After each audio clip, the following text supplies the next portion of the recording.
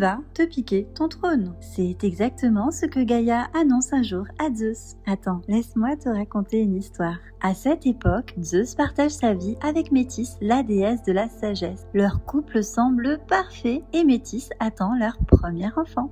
Lors de leur union, Gaïa et Ouranos rejoignent Zeus pour lui faire part d'un oracle. Gaïa n'est pas une déesse comme les autres. Elle a vu naître les titans, les dieux, les guerres qui ont façonné le monde.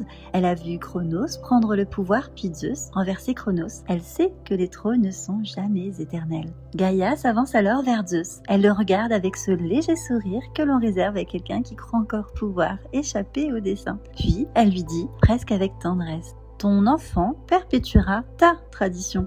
Zeus fronce les sourcils. Il ne comprend pas. Gaïa ne détourne pas le regard. Elle poursuit avec ce calme presque déroutant de ceux qui connaissent déjà la suite de l'histoire. Rappelle-toi comment tu es devenu roi.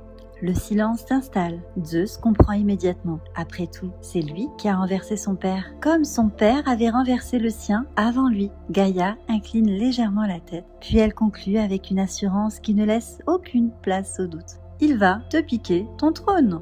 Cette fois-ci, Zeus ne dit plus un mot, parce qu'au fond, il sait qu'elle dit vrai.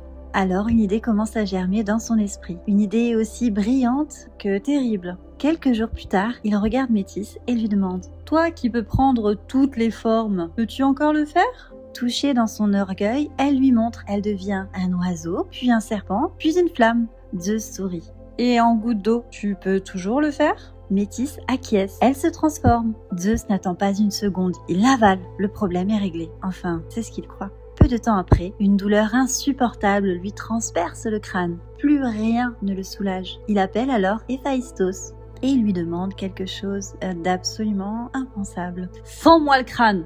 Héphaïstos lève sa hache, frappe, et du crâne de Zeus surgit Athéna, déjà adulte, déjà armée et déjà prête à rentrer dans la légende.